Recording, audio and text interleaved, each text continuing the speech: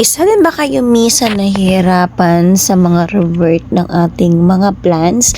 Tulad nito isa itong Manjola, malaki yung dahon niya before pero habang tumatagal nga ay lumiit na yung dahon niya at nagkakaroon na rin ng brown yung mga ito. Noong nakaraan, kinat ko mga mi at tinanim ko siya dyan pero tingnan nyo naman, kumakapit pa talaga siya kahit nga isa na lang yung kanyang roots.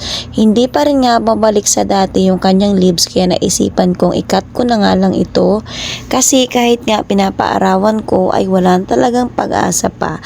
So naisipan kong tanggalin ko na lang siya baka sakali yung bagong tutubo na leaves ay magkakaroon na nga ng variegation. Ito talaga mga mi yung sakit na mga plants mostly kapag hindi sila naarawan or nauulanan. Mas maganda din mi yung plants na naulanan kasi nga mas malago talaga sila dahil na-try ko na nga ito. Dahil busy ako sa trabaho, hindi ko lang nga nailabas or napaulanan itong aking plants at ganito nangyari. So naisipan kong ikat ko na nga lang itong mga mi para mas maganda siyang tingnan. Pero wag na nga lang pala kasi nga nakadikit naman siya. So ayan, nag-decide na nga lang ako na ikat, itabi na lang siya dito. Ayan, mag-add na rin ako mga minang soil to sure na babaon talaga sa lupa yung kanyang roots. At update ko yung mga mi after weeks.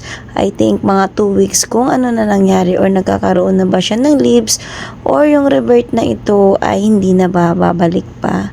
Inayos ko na mga mi to sure nga na kapag magdilig ako ay hindi nga aangat yung kanyang mga roots. Ang gamit ko pala dito is more in rice hull dahil gustong gusto nga ng mga photos ko yung rice hull na potting mix dahil nga mamoist at matakaw sila sa tubig.